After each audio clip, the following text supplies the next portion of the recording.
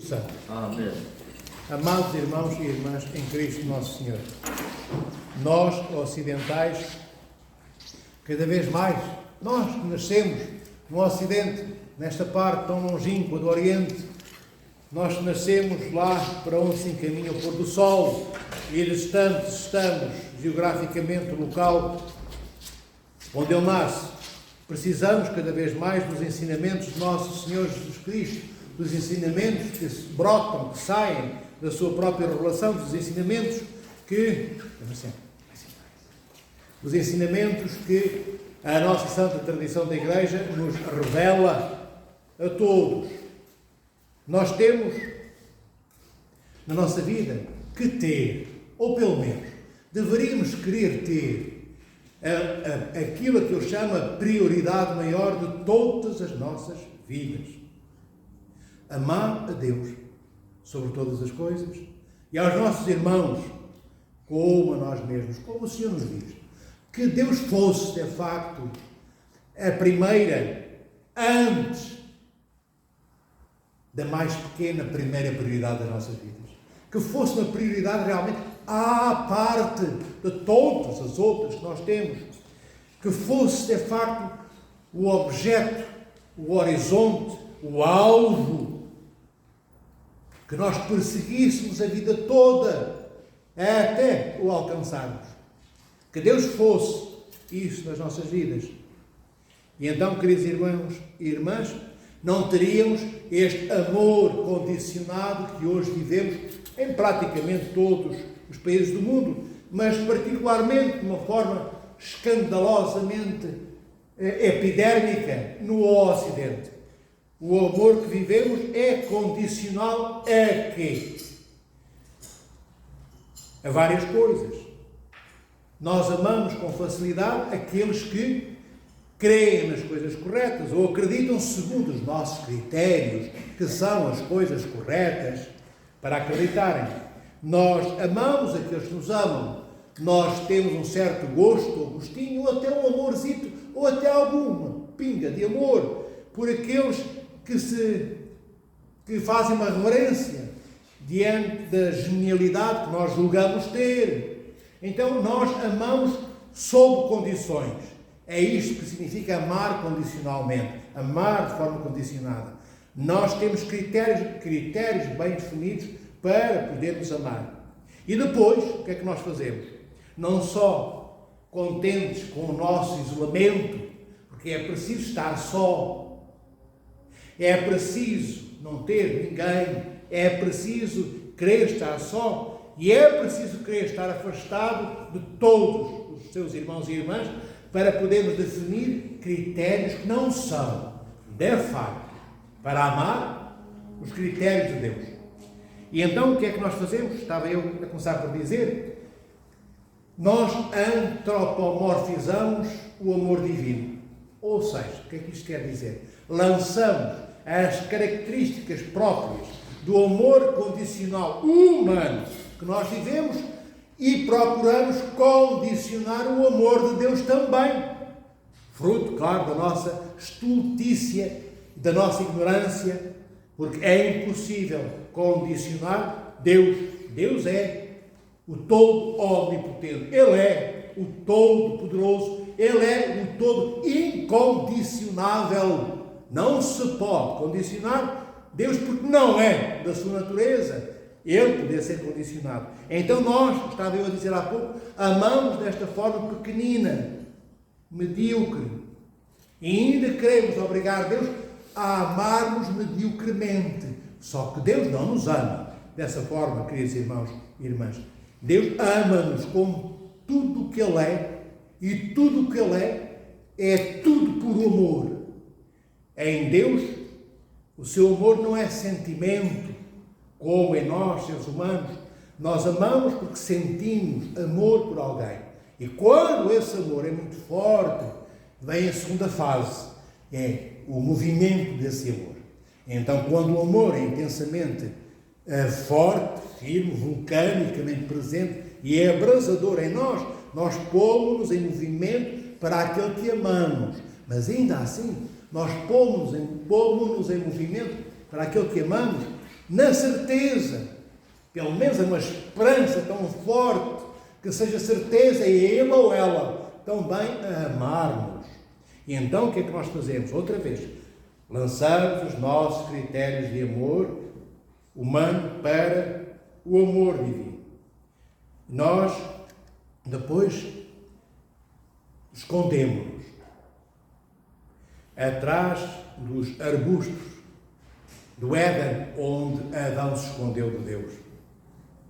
Adão escondeu-se de Deus porque se sentiu culpado, sentiu culpa dentro dele por se ter cindido, desvinculado, cortado, separado da comunhão com o seu Criador. E quando se sente a culpa do pecado executado, ele tem vergonha, esconde-se.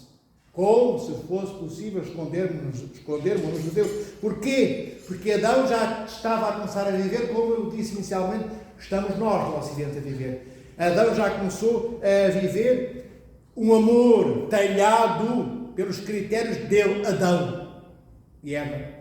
Ele desvinculou-se dos critérios do amor divino. E então ele começa a pensar que Deus se tinha zangado, que Deus se tinha enfurecido com ele, Adão e Eva, porque eles tinham pecado, eles tinham feito exatamente o oposto do que Deus lhes tinha dito, e então ele atribui fruto daqueles arbustos atrás dos quais ele se esconde, que não são outra coisa do que esconder-se atrás da sua imaginação, e na imaginação torpe e distorcida, ele convence-se a si próprio, enquanto Adão, enquanto Eva, que Deus estava irado com ele e com a mulher, com Adão e com Eva. Ele convence-se que o amor de Deus é próprio de um Deus que se pode zangar e pode deixar de amar. Ou pode, de facto, parar o seu amor para estar irado com aqueles que estava antes, com aqueles relativamente aos quais antes amava e estava amando. Este é o erro de Adão e Eva. Este é o erro que nós fazemos, queridos irmãos e irmãs. Nós pecamos e muitas vezes achamos nós, como Adão achava e Eva, que o nosso pecado vai enfurecer Deus, vai fazer com que Ele se zangue e Ele deixa de me amar. Deus, queridos irmãos e irmãs, nunca nos deixa de amar. O amor de Deus é omnipotência pura naquilo que Ele é enquanto amor. Deus criou-nos enquanto criaturas e Ele ama cada uma das suas criaturas. Ele é apaixonado por cada uma das suas criaturas, esperando que cada uma dessas criaturas que Ele criou como criaturas inicialmente se transforme como a lagarta numa borboleta de asas abertas que voa por cima das flores que a primavera nos mostra. Possamos nós também voarmos para a filiação divina, passarmos do estado de criaturas para o estado filial de filhos e filhas de Deus. É isto que Deus busca, não para Ele, mas para nós, para que possamos receber o que Ele tem para nos dar, que é a nossa herança. Mas a herança de Deus não é para as criaturas que Ele criou, é para as criaturas transformadas em filhos. Porquê? Porque somente enquanto filhos de Deus podemos ser herdeiros daquele que é nosso Pai.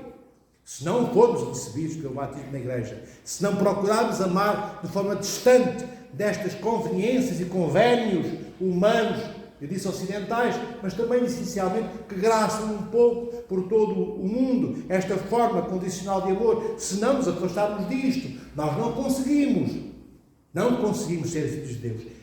É até pelo batismo, queridos irmãos e irmãs, podemos ser condenados aos infernos, não pelo sacramento. O sacramento do batismo é salvífico, mas não adianta de nada eu ter sido batizado. E batismo significa o quê? Morrer, ser enterrado com Cristo, ressuscitar com Cristo da cruz, como ressuscitamos saindo do centro daquelas águas dentro do batistério. Não adianta nada eu ter sido o batismo do Cristo, o batismo do nosso Senhor Jesus Cristo, se depois eu fizer como Eva. Eva e Adão também tinham comunhão com Deus. Adão o primeiro a ter essa comunhão. Nós também podemos ter, através do batismo, o acesso à Sagrada Eucaristia, à comunhão absoluta no seu corpo e no seu sangue com Cristo. acesso a todos os demais sacramentos, ao sacramento da confissão, da penitência, que nos repõe as vestes batismais emporcalhadas, emporcadas, enlameadas, sujas. Podemos ter acesso, e temos, de facto, não só podemos, temos mesmo, através do batismo, acesso a podermos casar os nossos filhos e filhas através do sacramento de matrimónio. Nós podemos ter, no seio da nossa família, homens que podem, depois de casados, através do sacramento da ordem, serem ordenados sacerdotes, diáconos, outros bispos, ou sagrados bispos até, se monges forem. Nós podemos, queridos irmãos e irmãs, celebrar o sacramento da Santa Unção dos Enfermos, que é um sacramento que tem duas vertentes. Uma delas é a purificação da nossa alma e o perdão dos nossos pecados, também a cura física e espiritual da nossa alma e do nosso corpo. Nós temos, pelo batismo, acesso a isto tudo e também temos acesso ao reino dos infernos, queridos irmãos e irmãs. Não pelo sacramento do batismo, repito, o sacramento do batismo é para nos conduzir à nossa dimensão divina enquanto filhos de Deus. É para podermos vir a ser deificados, transformados, transfigurados à imagem do que Deus é, pela graça, sendo aquilo que pela graça podemos ser e não por natureza o que Deus é. Nós, queridos irmãos e irmãs, se recebemos o santo batismo, temos uma responsabilidade acrescida, porque já conhecemos o Pai que nos gerou, que nos criou. Então não há desculpas para nos afastarmos do Senhor nosso Deus. Não há desculpas para podermos amar de forma segmentada, compartimentada, como se fôssemos uma cômoda cheia de gavetas. Hoje ama a gaveta número 1, no outro dia a número 2, e nunca a cômoda inteira ama. Nós não somos uma cômoda e nós não temos gavetas, amados irmãos. Então, que bom que seria que pudéssemos, como são países do Monte Athos, um grande monge, um grande santo, talvez, há quem diga, talvez o maior de todos aqueles heróis da fé, aos quais chamamos santos e santas, que viveram no século XX. Aqui há poucas décadas atrás, ele nasceu para os céus. E ele diz, mesmo nos infernos, ele diz dele próprio, continuaria a amar a Deus e a sofrer por aquele que deu a vida por ele e por não ter a possibilidade de comungar mais com Cristo nosso Senhor. Diz São País, se isto fosse possível, eu, mesmo nos infernos, continuaria a amar o Senhor nosso Deus e Salvador Jesus Cristo. Porque o que é que ele quer dizer com isto? Aquilo que eu já vos disse aqui há uns tempos atrás, que diz São Paísios, do Monte Athos, o Atonita, nós devemos amar a Cristo porque Ele é Cristo. Amarmos a Deus por aquilo que Ele é. O Pai, o Filho, o Espírito Santo, o Criador, enquanto Pai Salvador, enquanto Filho Espírito Santo que santifica e dá vida a todas as coisas criadas pelo Filho em nome do Pai. Então nós deveríamos, diz São Paísios, amar a Deus, e no caso do Deus que desce à terra, Cristo, Verbo encarnado, segunda pessoa da Santíssima Trindade, amar o Senhor nosso Deus porque Ele é Cristo, amá-lo pelo que Ele é, não pelo prémio que Cristo nos conseguiu na cruz. Diz São Paísios, qual é o prémio? Conseguimos a salvação na cruz, Cristo. Ele vence a morte. Nós ainda morremos, somos enterrados no nosso corpo, adormecemos naquele berço onde aguardamos no entorpecimento do nosso adormecimento, a ressurreição do nosso Senhor Jesus Cristo, quando Ele vier pela segunda vez. Mas a morte não nos prende mais no túmulo. O túmulo vai estourar quando Cristo vier pela segunda vez. Aquela tampa e aquelas terras todas vão desaparecer. E nós, ressuscitados enquanto corpos, para nos juntarmos e unirmos a nossa alma, erguermos-nos no ar quando a trombeta do arcanjo soar e encontraremos Cristo nos ares, como diz o apóstolo São Paulo. Então, diz São Paísios que devemos amar Deus pelo que Ele é, não pelo que Ele nos dá. Nós, na pior das hipóteses, às vezes, pensemos, queridos irmãos, será que, se nada de bom acontecesse nas nossas vidas, se Deus não nos, imaginar, ajudasse a ter melhor saúde, a ter emprego, a ter o amor dos nossos filhos, da nossa mulher, do nosso marido, se Deus não participasse na doação das coisas tantas que lhe pedimos, será que nós tentaríamos, não estou a dizer, será que nós amávamos, não, será que nós tentaríamos amar a Deus? a nós pensarmos, queridos irmãos e irmãs, que é triste, é penosamente triste, é de lamentar lastimando um lamento mais profundo das nossas almas. Amarmos o Senhor nosso Deus porque Ele nos dá coisas. Até as crianças, que inicialmente começam a gostar e depois de gostar passam para o amor aos seus pais. Começam a gostar do pai porque lhe dá um chupa-chupa. Mas um dia o filho ou a filha pequeninos emancipam-se do chupa-chupa e amam o pai. Quer lhes dê um chupa-chupa, quer não dê chupa-chupa nenhum, ou sorvete, ou gelado. Amam o pai por aquilo que ele é, por aquilo que a mãe é, por aquilo que os pais são, independentemente de nada terem de coisas materiais para darem aos seus filhos. Falo daqueles que são de facto filhos, de facto filhas de seus pais. Não falo dos outros, que se aproveitam da pobreza dos pais, na sua idade, pobreza da idade e da fortuna, ou das poucas coisas que os pais têm, para poderem depois herdar em vida dos pais já tudo que os pais têm. E, se possível, também despacharem os pais para o túmulo o mais depressa possível. Tantos de nós fazemos isso, porque estão inutilizados pelas rugas, não é? E estão já trancados pela sua dor, na alegria que expressavam em outros tempos. Já não riem tantas vezes, porque antes não tinham tantas dores e era possível sorrir mais vezes. Agora muitas vezes choram mais e exalam, às vezes gritando até de dor, porque o seu corpo está crivado das cicatrizes do amor que viveram, que deram pelos seus filhos. Assim Deus é. Este é um Deus que desce à terra. Vê o amor de Deus, a propósito daquele amor condicional de Adão inicialmente, que é o nosso amor, que nós no Ocidente e no resto do planeta, infelizmente, vivemos. Este é um Deus que desce à terra, que assume a pequenez humana nas limitações ainda que temos quando fomos criados por Deus. Nós não fomos criados perfeitos, nós fomos criados imperfeitos, mas rumo à realização do potencial pleno que nos é incutido originariamente para podermos depois ser divinizados. Logo, nós somos realmente, quando criados temporal e cronologicamente no espaço e no tempo, imperfeitos, mas nós já temos em nós o ADN da divinização.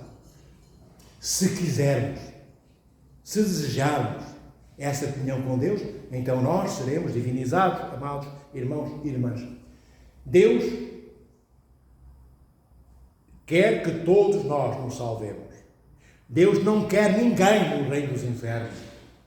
Deus não existe para condenar. Deus não existe para castigar. Vede que Deus é este que se alcandora lá de cima, do ápice mais alto da sua vida incriada, para mergulhar na vida criada que Ele criou, e vendo que todos nós criados por Ele, Deus, nos afastamos dele, vem correndo atrás de nós num voo maior que das águias da Trindade para a terra criada, em busca daqueles que amam.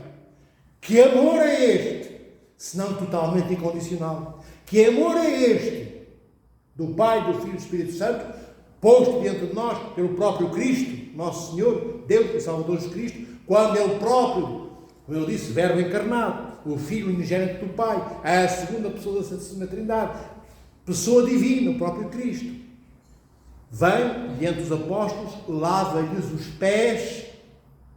Cristo, não esqueçamos, lava os pés aos apóstolos. Nem todos aqueles 24 pezinhos deveriam cheirar bem. E o Senhor não se importa com os odores, Ele importa-se com o amor. E Ele ama profundamente os apóstolos. E lava o pé a cada um deles, não só como exemplo pedagógico, para que os apóstolos façam o mesmo aos outros.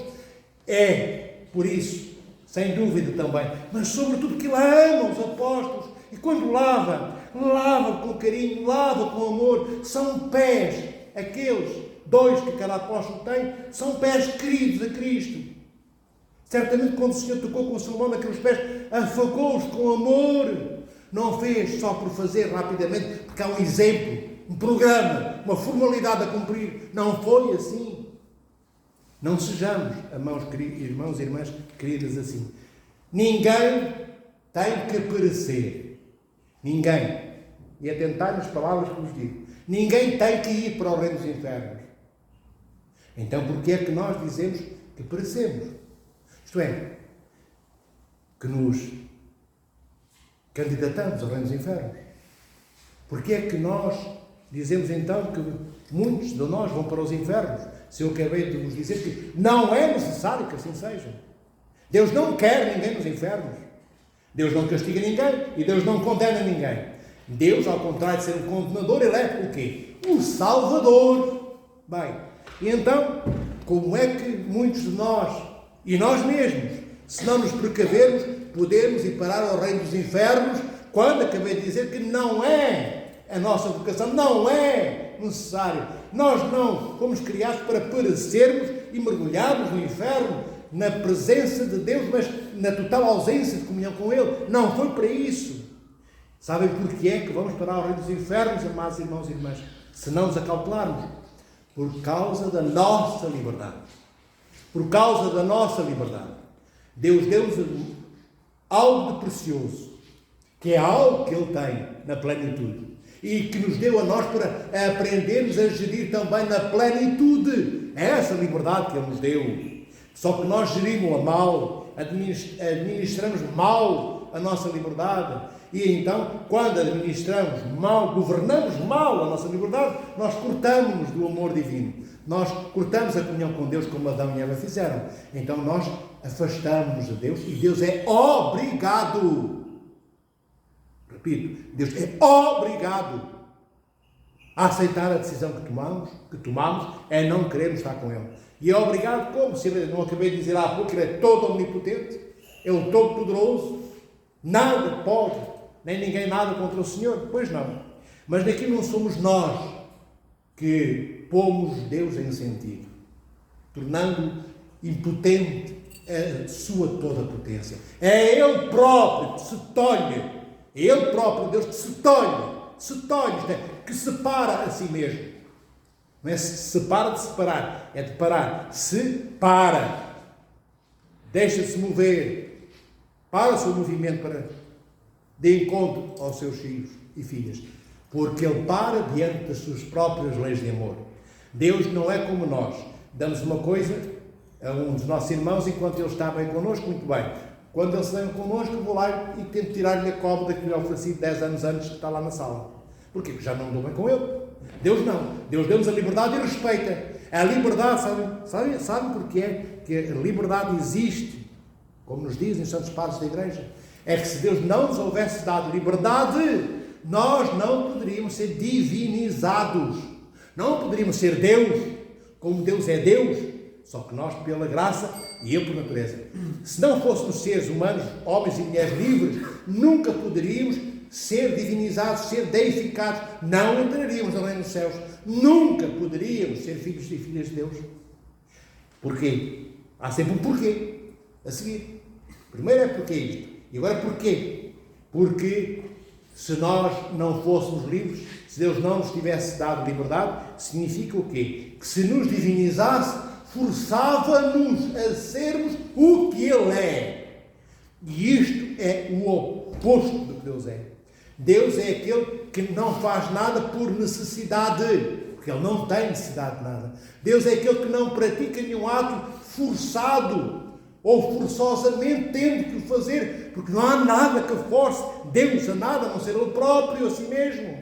Então, se Ele nos forçasse, primeiro entrava em contradição com a sua própria natureza. Segundo, se nos forçasse a algo, tinha em nós escravos e não filhos. Homens e mulheres obrigados a sermos o que Deus desejasse e quisesse que nós fôssemos.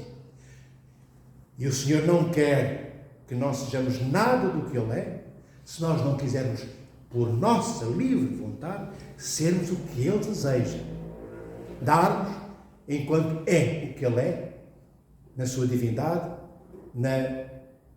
espalhando por nós, na divindade que nos dá para que possamos ser deificados, a imortalidade que Ele tem, para sermos igualmente imortais e vivermos com Ele por toda a vida. Ver, nós temos um ponto que faz com que nasçamos no tempo. Como uma fonte, somos nós da qual nunca jorrou água, e há um dia em que sai uma gota de água daquela coisa à qual passamos a chamar fonte. Também nós tivemos um ponto existencial no tempo. Nós nascemos, os nossos pais e avós e por aí fora, e Adão e Eva, lá bem atrás. Mas, se é verdade que há um tempo em que nós não éramos, se há um tempo em que nós não existíamos e passamos a existir, agora Deus não quer que haja mais um ponto, como antes da encarnação do Verbo existia, em que a morte era o ponto final da nossa existência. Nós não existíamos, passámos a existir e na morte deixávamos de existir, para nunca mais sermos ser. E com Deus, com o Verbo que encarna, da parte do Pai, com o nosso Senhor Jesus Cristo que vence a morte na cruz, nós passamos pela morte voando, eu diria, rasando a copa das árvores, para levantar o voo mais alto ainda, para o reino dos céus. É isso que este nosso Deus nos dá, na liberdade que nos outorga, que nos concede, para sermos já espelho, não só do que Ele é, mas nós próprios sermos espelho de Deus para os nossos irmãos. Este é o amor incondicional de Deus. Este é o Deus que não ama de forma limitada nem limitando. É o Deus que ama libertando. É o Deus que ama salvando e não condenando. É o Deus que não quer ninguém no reino dos infernos e a todos no reino dos céus. É aquele que confia tudo nos seus filhos, dando-nos algo de tão precioso como a nossa liberdade. Ver o que Deus confia em criaturas pequeninas e ignorantes como nós. Uma virtude grande entre as grandes que Ele tem, que são todas enormes. Dá-nos a liberdade e confia em nós para gerirmos essa liberdade. Mas não deixando-nos sozinhos. Não deixa-nos acompanhar. Aí entrega-nos a Igreja. Esta Igreja ortodoxa, Nosso Senhor Jesus Cristo, nascida nos tempos apostólicos em Jerusalém, Igreja que brota visivelmente no dia de Pentecostes para o mundo a olhar e nela viver, mas que sai da Trindade. A Igreja toma raiz na Santíssima Trindade, amados irmãos. E então esta Igreja é Deus deixando-nos livres, porque nos deu algo poderoso que nos pode levar para Ele ou afastar-nos dele, que é a administração, a gerência boa ou má da nossa liberdade. Mas depois dá-nos, como se fazem, mal comparado, nas provas de maratona, o que é que se faz? Há umas certas pessoas que estão ali de X em X quilómetros com uma garrafa de água, não é? Para dar aos atletas, pronto. Mas é uma garrafinha de água, para não desidratarem. Deus faz muito mais do que isso. Deixa todos os seus sacramentos na Igreja, o seu próprio corpo e sangue, o batismo para nos levar para entrar num salão grande da festa da deificação, um dia, se lá quisermos chegar, dá-nos o seu corpo e o seu sangue para termos força, para não desidratarmos, dá-nos o sacramento da confissão para repor a água gastada da garrafa anterior, para que nunca falte o que beber, nem o que comermos, que é o seu próprio corpo e sangue, filhos. É um Deus que cria e que acompanha, que cria homens e mulheres livres, para serem homens e mulheres que não morram mais. Terminando, vos digo aquilo que já disse outra vez, que a Igreja nos anuncia. Este é o Deus dos vivos e não dos mortos. Este, nosso Deus, é o Deus das mulheres e dos homens livres, mas não só no plano da vida terrena de 80 ou 90 anos, mas no plano que está para além de toda a imensurabilidade que é passível de ser medida e de ser truncada, de acabar, que é esta terrena. Deus quer que nós sejamos livres por toda a eternidade. Cada vez mais, sendo nós mesmos aquilo que Ele é, para que, sendo cada vez mais o que Ele é, nos revelemos a nós mesmos na dimensão do que fomos chamados a ser. Isto parece um pouquinho complicado, e até é, mas dá para entender devagarinho. Deus quer cada vez mais que nós possamos refletir a sua santidade pessoal. Deus é um Deus pessoal. Deus não é uma tríade de pessoas que se relacionam, não é? O Pai, o Filho e o Espírito Santo, de forma indefinida com cada um de nós. A relação do Pai, do Filho e do Espírito Santo é pessoal com cada um de nós. E enquanto Deus triúnico, não agora enquanto pessoas divinas, mas enquanto pessoas divinas que são o único Deus, Ele também, este Deus triúnico, se relaciona pessoalmente connosco. Mesmo para terminar, digo-vos, cada vez que Deus cria cada uma de nós, e cada um de nós, foi como se nunca houvera criado ainda ninguém antes de mim, antes de ti, antes de ti. Quando Deus criou cada um destes que está aqui, dentro deste templo, já havia criado bilhões e bilhões, não é? Desde Adão e Eva, até que eu nasci, até que cada um de vós aqui vivos, que estáis aqui vivos, não é? Quantos não havia criado? Mas tendo a certeza que quando Deus criou cada um de nós, não foi mais um dia de rotina na Santíssima Trindade. Porque só teve amor e cuidado no primeiro homem que criou, ou na primeira mulher. Não! Cada vez que o Senhor cria cada um de nós, é a primeira vez como se não houvesse nenhum outro criado antes. Somos realmente, tendo a forma de sermos criados por Deus, criados num amor original, num amor que não está cansado, num amor que não se esquece de detalhes, num amor que é presente, atuante, num amor que está inteiro, desde que põe as mãos do seu amor no barro informe que somos nós, para nos elevar ao que Ele é. Termos a santidade que Ele tem. Divinizados pela sua graça, para sermos pela graça o que Ele é por natureza, repito, para sermos habitantes da casa real de Deus, enquanto príncipes e princesas do seu reino. É para isto que Cristo venceu a morte. Então tenhamos cuidado com o que vamos fazer com o batismo que vamos receber, ou que já recebemos. Tenhamos cuidado para não apoucarmos, não restringirmos o amor de Deus à dimensão da tacanhez do nosso.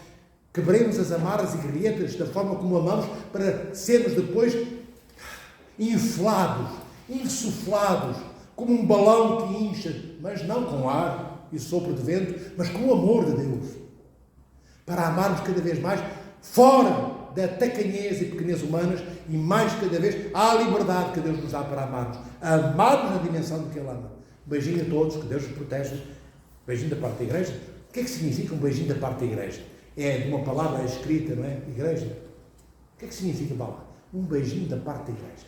Alguém me pode dizer? Depois termino. De nós todos. Exatamente.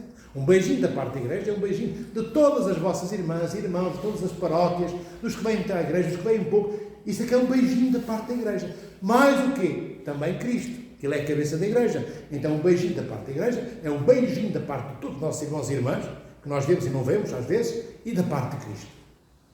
Se Ele lavava os pés e lavou aos apóstolos, certamente que Cristo beijava, terna, profundamente. Era um beijo que não se esquecia. E ainda hoje Ele nos dá beijos desses que não se esquecem.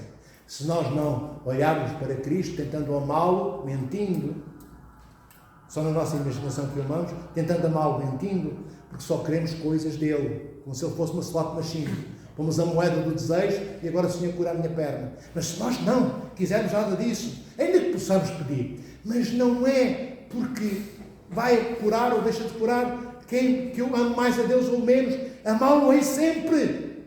Ainda que eu saiba, como Ele é meu irmão, é poderoso, Ele é Deus, eu posso pedir, mas não ficar triste quando Ele não me concede. Certamente que foi para meu bem. Não vou agora discutir isso, dá para fazer um retiro espiritual de 8 horas ou 10, falar sobre esse tema, mas para perceberes, amai porque importa amar, não para termos coisas. E se alguma quiséssemos ter, não seria uma coisa, só para termos Cristo connosco. Qual é o amor dos pais? Sois pais e mães. Que vos importa a vós que os vossos filhos vos deem coisas? O que é que quereis dos vossos filhos? Amor e abraço. Amor, palavras de amor, gestos de amor. Não vos importais certamente se o filho traz um sabão, ou se traz um melão, ou se traz outra coisa qualquer. Só quereis o filho e a filha, sem nada do que eles têm. Esse é um pequenino amor já no caminho correto para amarmos como Deus ama.